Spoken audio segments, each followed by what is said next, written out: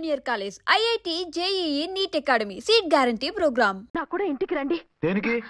మీకు ప్రాణగంట ఉందట, బయటికి వెళ్తే ప్రమాదం అంట. ఎవరు చెప్పారు? కోహిదర్లు ఏడ్చారు. డబ్బులు కొంచడానికి వాళ్ళు అలాగే చెప్తారు. లేదండి, వాళ్ళు ₹1 కూడా తీసుకోలేదు.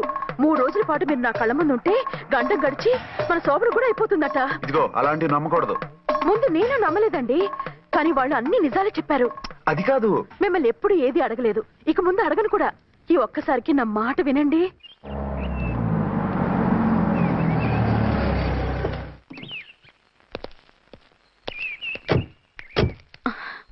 రండి. మన ప్లాన్ సూపర్ హిట్ అయిపోయిందయ్యా. ఇక ఇది 3 రోజులు ఈయన్ని చచ్చిన ఇడిచిపెట్టడం. మనం ఊహించినట్టు ఈడే గనక ఒక్కడే అయితే ఇక ఈడు ఆ అర్చన గడప ఎక్కలేడు, తక్కలేడు.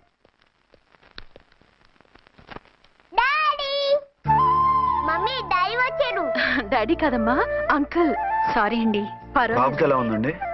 దెబ్బ తగలడం వల్ల అనుకుంటా జ్వరం వచ్చేసింది. బాబుకు బాగలేదని మీకెలా తెలుసు? అదే ఇందాక బాబు వాళ్ళ నాన్నగారికి ఇప్పుడు ఫోన్ చేసిందట, ఆయన నాతో చెప్పారు. వెంటనే వచ్చేస్తున్నారు, ఇంకా రాలేదు. ఎక్కడున్నారండి ఆయన? ఐజీ గారు ఫోన్ చేస్తే వెళ్ళారు. ఆలస్యం అవుతుందని మీతో చెప్పమన్నారు. మీకు ఏదైనా అవసరం అయితే నన్ను పిలవండి. అలాగే రండి. పర్వాలేదమ్మా, తగ్గిపోతుందిలే.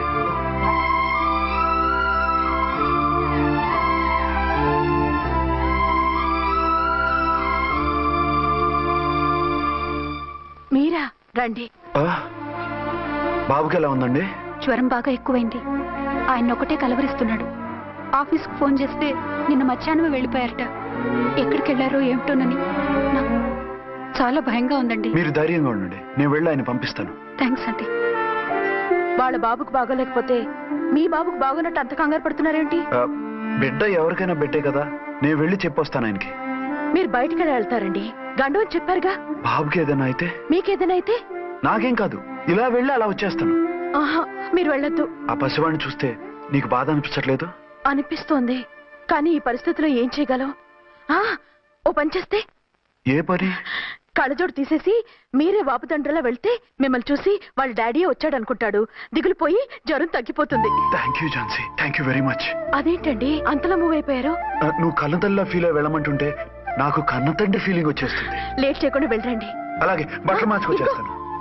6 గంటలు వచ్చేయాలండి, లేకపోతే మీకు ప్రాబ్లం. అలాగే. అర్చన, అర్చన. ఏమండి, ఎక్కడికి వెళ్ళారండి? బాబుకి ఎలా ఉంది?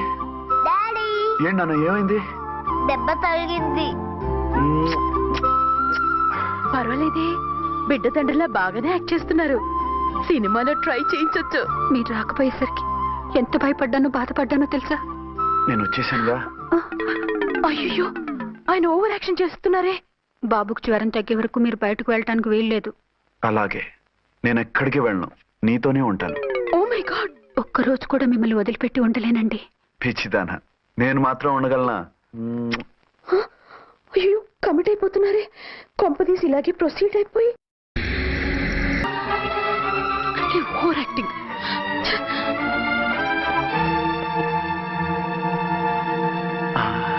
అమ్మయ్యా, నువ్వు సమయానికి వచ్చి డోర్ కొట్టావు, లేకపోతే ఆవిడతో సంసారం మొదలెట్టేవారా?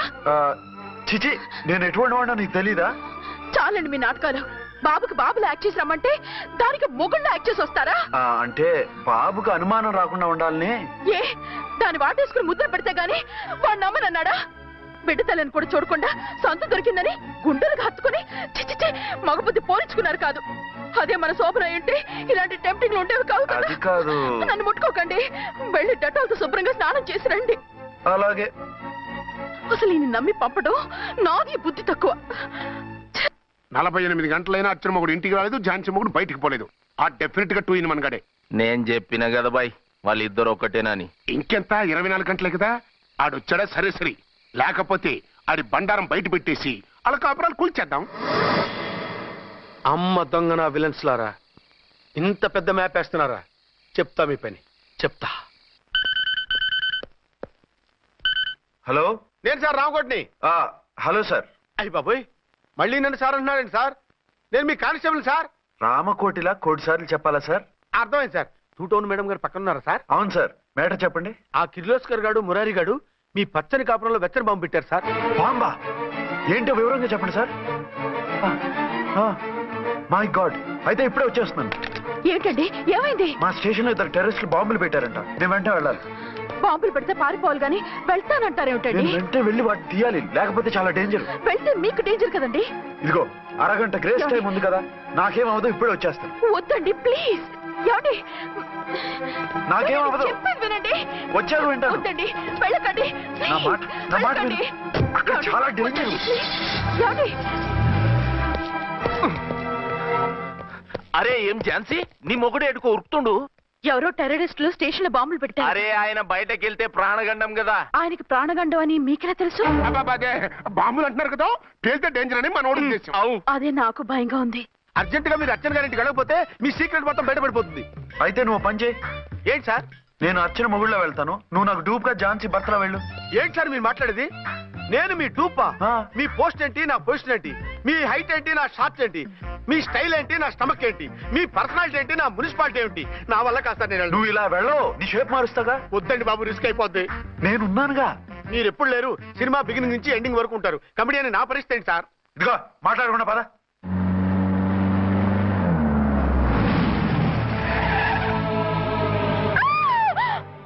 భయపడకండి. భర్తని భయపెట్టాలే గాని భర్తను చూసి భయపడకూడదు. భర్త ఏంటి? ఆ కట్టు లోపల ఉన్నది మీ ఆయనే. ఏమైంది ఆయనకి? పోలీస్ ప్రాణాలు కాపాడడం కోసం ఆయన సొంత చేతులతో బాంబులు తీసి పరిగెత్తుంటే అవి కాస్త పేలిపోయాయి. వద్దు వద్దు అంటుంటే కూడా వినకుండా వెళ్ళారు. దూరం దూరం. ఈ సమయంలో ఆయన్ని వాటేసుకుంటే లోపల ఉడికిన వంకాయలా ఉన్న ఆయన బాడీ బర్స్ట్ అయి బతకడం కష్టమని అపోలో డాక్టర్స్ ఆవేదనతో చెప్పారు. ప్రాణగంట ఉందని చెప్పినా వినిపించుకోకుండా వెళ్ళారు. చూసారా ఎంత ఘోరం జరిగిపోయిందో. అదే మీ పసుపు తాడు సైకిల్ చైన్ లా గట్టిది కాబట్టి ప్రాణాలతో బయటపడ్డాడు. పదండి లోపల తీసుకెళ్దాం. జాగ్రత్త. మెల్లగా మెల్లగా సార్. తంబి ఈడి సింగిల్ కాదు, డబలే. గంతేనంటావన్నా? ఎదురకుండా ఎవిడెన్స్ కనపడతాడే గంతేనంటావా అంటావేంటయ్యా? వాళ్ళిద్దరు, వాళ్ళకిద్దరు, మనమిద్దరు.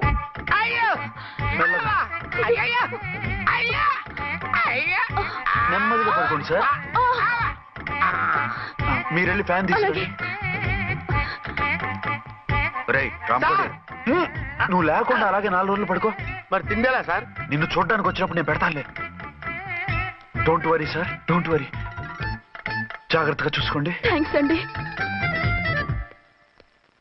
ఏమండి బాబుకి ఎలా ఉంది? మిమ్మల్ని కలవరిస్తున్నాడు. రే రామ్మరా. బాబుకు జ్వరం తగ్గే వరకు మీరు బయటకు వెళ్ళడానికి వీల్లేదు. అలాగే. నా డ్యూటీ వేరే వాడికి వేసి వచ్చాను. ఇంతలో 2 టౌన్కి వెళ్ళాల్సిన పని లేదు. అలేగాడు బాంబు పేలినా బతికిపోయిండు. గట్టి విన్నావు. నా మరదలు నేనెట్టయినా పెళ్లి చేసుకోవాలి. ఏదైనా ఐడియా ఉంటే చెప్పానా?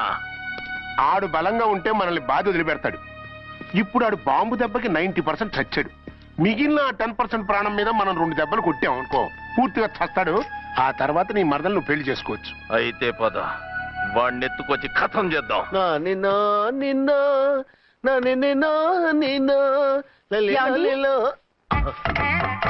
నా మాట వినకుండా వెళ్ళారు. ఇప్పుడు చూడండి ఎంత బాధపడుతున్నారో. లేవండి. లేస్తే పడుకోలేను. నేను పడుకోబెడతానుగా. లేవండి, జ్యూస్ తాగుదురు గాని. ఇప్పటికి 6 సార్లు తాగాను, ఇంకా నా వల్ల కాదు. అలా అనకండి, భోజనం లేదుగా, నీరసం వస్తుంది. పట్టండి. అయ్యో వద్దండి, వద్దండి. అండినా? అండి అన్నానండి, అనే ఉంటానండి. ఈ బాంబులు తాకిడికి ఎవరితో ఏం మాట్లాడుతున్నానో అర్థం కావట్లేదండి బాబోయ్. మీ మాటలో కూడా తేడా వచ్చింది. అదండి బాంబింగ్ ఎఫెక్ట్ అండి. మూతి పగిలి 4 ఖర్చుకున్నాను. అయ్యో, మీకేదైనా అయితే నాకు దిక్కెవరు? ఆయనే, ఇంకెవరు? ఆయనెవరు? ఆయనంటే దేవుడు. దేవుడు. సర్లే పట్టండి. ఏంటలా వణుకుతున్నారు? పైనుంచి కిందకి ఎర్తవుతుంటే వణకుండా ఎలా ఉంటాను? నాకు అసలే సహనం తక్కువ. కాస్త దూరంగా ఉండండి. సారీ అండి. ఇంతటి దానికి సారీ ఎందుకండి? సారీ మార్చుకుని వస్తాను. ఉండండి.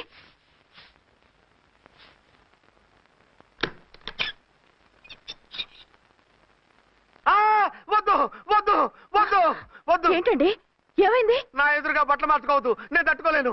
ఏ సిగ్గుగా ఉందా? లేదు, భయంగా ఉంది. భయపడ్డం ఎందుకు?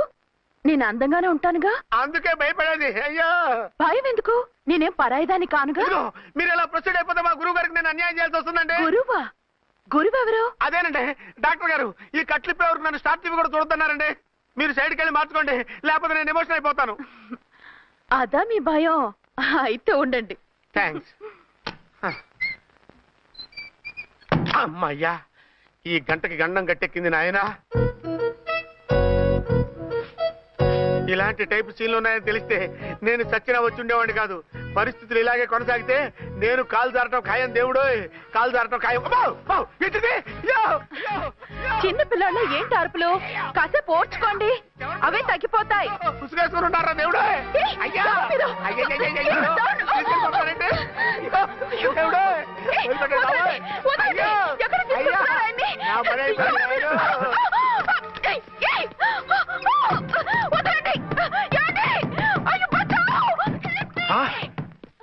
ఏంటో కేకలు?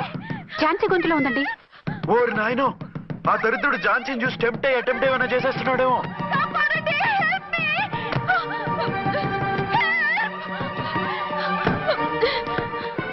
ఏంటి ఝాన్సీ, ఏమైంది? మా ఆయన కిడ్నాప్ చేసి తీసుకెళ్లిపోతున్నారండి. ఎవరు? ఏమో తెలీదు, కాపాడండి. ఓరి నాయనో.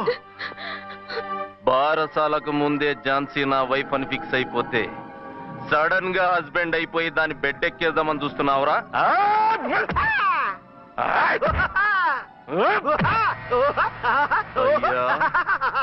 నేనింత సీరియస్ గా కొడుతుంటే వీడు కామెడీ లెక్కన అవుతుండేంది. ఈడి ఏడిపే ఇలా లాఫింగ్ టైప్ లో ఉంటదేమో. ఇంకో 2 రౌండ్లు వేసుకో. వేసుకోరా బాబు.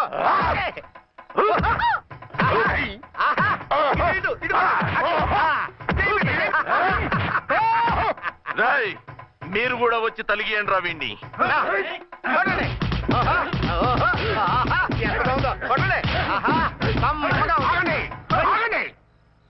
ఈడు ఎందుకు ఏడవకుండా నవ్వుతున్నాడో నాకు ఇప్పుడు అర్థమైంది. ఎందుకు? డల్ల పరుపు మందాన బ్యాండేజ్ చుట్టుంటే దెబ్బ ఎలా తగులుతుంది? గదా సంగతి. గదే. రేయ్, కట్లు మొత్తం ఇప్పి కొట్టుర్రా వీణ్ణి. వద్దు వద్దు, కట్లు మాత్రం పొద్దు. ఏ లోపట బట్టలు లేవా? డ్రాయర్ కూడా లేదు. ఏం పర్లేదు, మేము మగాళివే కదా. ఇప్పండి రా. వద్దు వద్దు బాబాయ్, కట్లు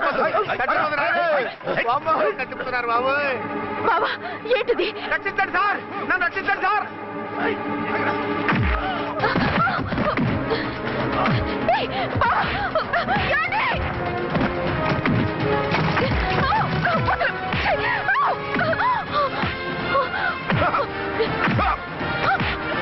వద్దు వద్దు, నా రక్త పడండి బాబాయ్. వద్దు బాబాయ్. అయ్యో ఏంటి రాయో, నేను లేకపోతున్నానండి.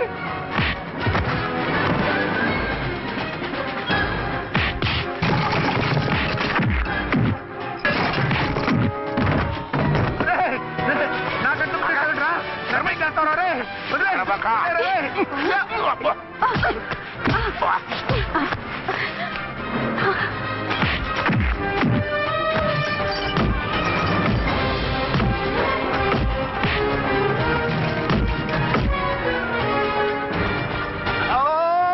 అయ్యో అయ్యో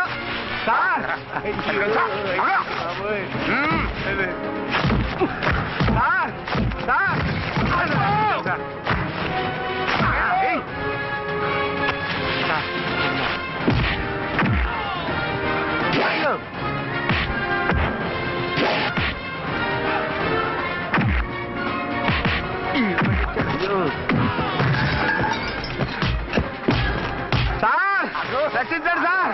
మొత్తం తీసేస్తాయి బాబు.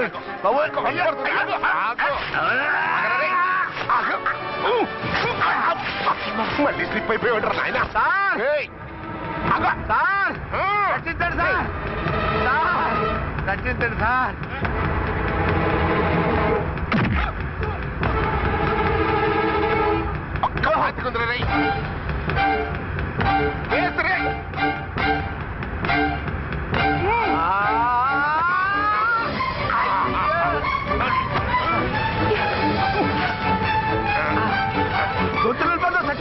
చచ్చిపోతానయ్యా.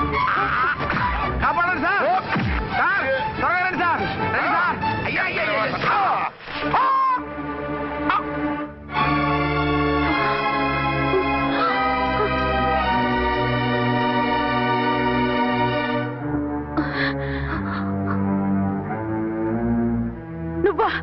నువ్వు వేషాలు ఎందుకు వచ్చావు? నన్ను ఎందుకు మోసం చేశావు? సారీ, నిన్ను మోసం చేసింది వీడి కాదు, వారు. మా ఆయన ఎక్కడా? బైబిల్ మొత్తం చదివి యేసు ప్రభు ఎవరని అడుగుతా వింటమ్మా.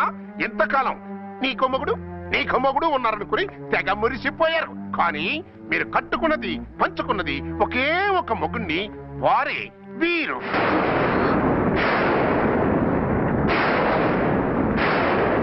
బాబు, ఆవిడ మీకేమవుతుంది? ఆవిడ మా ఆవిడే. ఆవిడ ఆవిడ మా ఆవిడే. విన్నారుగా లేడీస్? ఈ సీన్ లో ఇక మన పని అయిపోయింది. ఇప్పుడు వన్ డే మ్యాచ్ మొదలవుతుంది.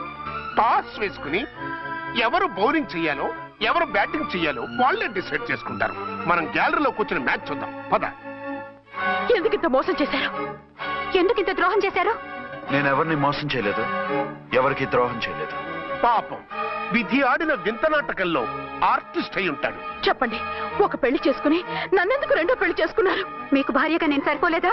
ఆవేశపడకుండా నేను చెప్పేది వినండి.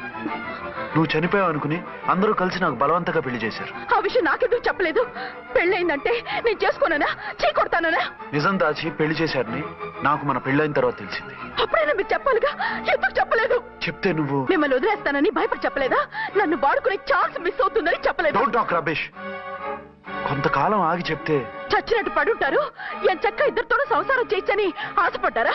అది కాదు అర్చన, నువ్వైనా నన్ను అర్థం చేసుకో. చచ్చిపోయాననుకుని తను చేసుకున్నారు అంటే మీ మనసులో నాకు స్థానం లేదు, నా మీద మీకు ప్రేమ లేదు. అదేం మాట అర్చన? ఎస్, నా మీద ప్రేమే ఉంటే పెళ్లి చేసుకుందామనే ఆలోచన మీకు వచ్చి ఉండేది కాదు. మరో పెళ్లి చేసుకోరు. నేను చెప్పేది విను. నన్ను ముట్టుకోకండి. ఏ రోజైతే తన మెళ్ళో తాళి కట్టారో ఆ రోజే మన బంధం తెగిపోయింది. ఆ రోజే మీ అర్చన నిజంగా చచ్చిపోయింది. ఉండండి, తనతోనే ఉండండి, తన్నే భార్యం చేసుకోండి. నాకు కావాల్సింది శీల చెడిన మగాడు కాదు, శీల ఉన్న మొగుడు. Out out. బంగారం లాంటి మా సిఐ గారి కాపురాల్ని నాశనం చేశారు. వచ్చే సినిమాలో హీరోగా పుట్టి మీ ఇద్దరి అంతు చూస్తాను. ఖబర్దార్. ఏమో అర్చన, ఏమిటి నువ్వు చేసిన పని? మాట్లాడుకో, నీకు మాట్లాడే అర్హత లేదు. నేను నీ తల్లినే. కూతురి మొగుడికి రెండో పెళ్లి చేశాను నువ్వు తల్లివా? నాకు సవతిని తెచ్చిపెట్టిన నువ్వు తల్లివా? తల్లివైతే నీ అల్లుడికి మళ్ళీ పెళ్ళెందుకు చేశావు? నువ్వు చచ్చావని అతను కుమిలిపోతుంటే చస్తాడేమని భయపడి పెళ్లి చేశానే. ఏం తప్ప? ఖచ్చితంగా తప్పే. నాకే కన్నొక్కరా కానొక్కరా, నాలో ఏ లాభం ఉందని, ఏం తక్కువ అని రెండో పెళ్లి వాడికి రెండో పెళ్ళంగా పడి ఉండాలి. అంటే జీవితాంతం మొగుడు లేకుండా బతుకుతావా? మొగతోడు లేకుండా ఉంటావా? ఏ మొగుడు లేకుండా బ్రతకలేనా? ఆడదానికైనా మొగుడు అవసరం, మగాడికి పెళ్ళ అవసరం లేదా? నేను ఇంకో మొగాడిని చేసుకుంటే అతను సహిస్తాడా, భరిస్తాడా? నోర్మై, మగాడికి ఆడదానికి పూలిగెట్టి. మగాడికి ఏమైనా కొమ్ములున్నాయా? స్పెషల్ గా పైనుండి ఊరి పడ్డాడా? వాళ్ళు తినే ఉప్పు కారమే మేము తింటున్నాం. వాళ్ళ ఒంట్లో రక్తమే మా ఒంట్లోనే ప్రవహిస్తోంది. అది కాదమ్మా, మొగుడిని వదిలేసిన ఆడదాన్ని నీచంగా చూస్తారు, చులకన చేస్తారు. పెళ్ళాన్ని వదిలేసిన మొగుడిని గౌరవించి హారతలు పడతారా? అతను నిన్ను వదిలేయాలనుకోవడం లేదు, నిన్నే కావాలనుకుంటున్నాడు. అతను కావాలనుకుంటున్నది భార్యని కాదు, ఆడదాన్ని. అంటే దూరం చేసుకుంటావా? లేకపోతే దగ్గరే ఆత్మాభిమానం చంపుకొని కాపురం చేయమంటావా? 3 ముళ్ళు, 7 అడుగులు, 4 గోడలు, ఇవే ఆడదానికి హద్దులని పడుండమంటావా? దాని పక్కనో రాత్రి నా పక్కనో రాత్రి పడుకునే మనిషిని నా మొగుడిని అనుకోమంటావా? నేను సతినా, సవతినా, లేక సానినా? ఏ అర్థం చెప్పుకొని ఏ హోదాతో అతనితో ఉండమంటావు? పరాయి ఆడదానికి దక్కినవాడు నా మొగుడు కాదు. అంటే ఏమిటావు? ఆ మొగుడిని వద్దనుకుంటాను, విడాకులు తీసుకుంటాను.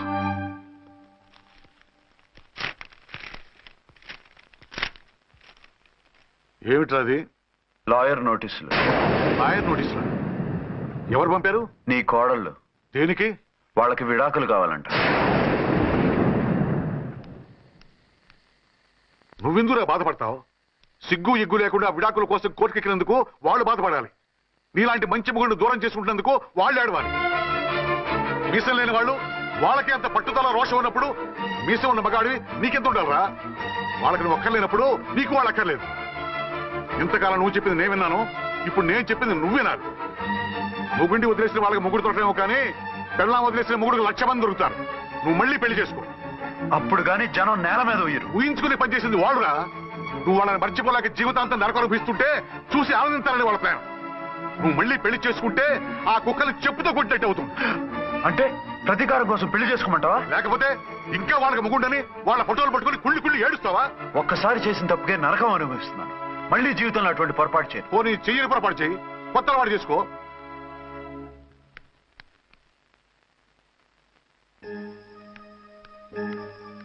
ఇదిగో నాలాగా తాగుడు అలవాటు చేసుకో.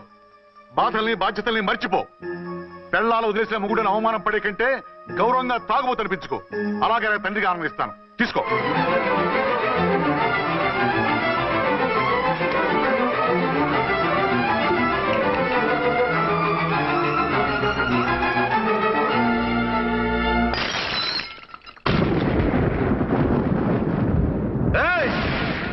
అర్చన, ఝాన్సీ, బయటికి రండి.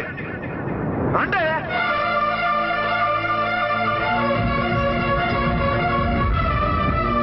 भाई और बहनों, देखो, ये मेरा फर्स्ट पत्नी है. ఇది నా సెకండ్ పత్ని. ఏంటి ఆ లుక్లు? తాగొచ్చానా? నేను తాగలేదే, మీరే తాగించారు. తేగేదాకా తెచ్చారు, తాగేదాకా తీసుకొచ్చారు. నాకు విడాకులు ఇస్తారు. అది పెళ్ళ పేకాట. ఆడినంతసేపు ఆడి మధ్యలో మిడిల్ డ్రాప్ చేయడానికి. అసలు నేను మీకేం ద్రోహం చేశాను?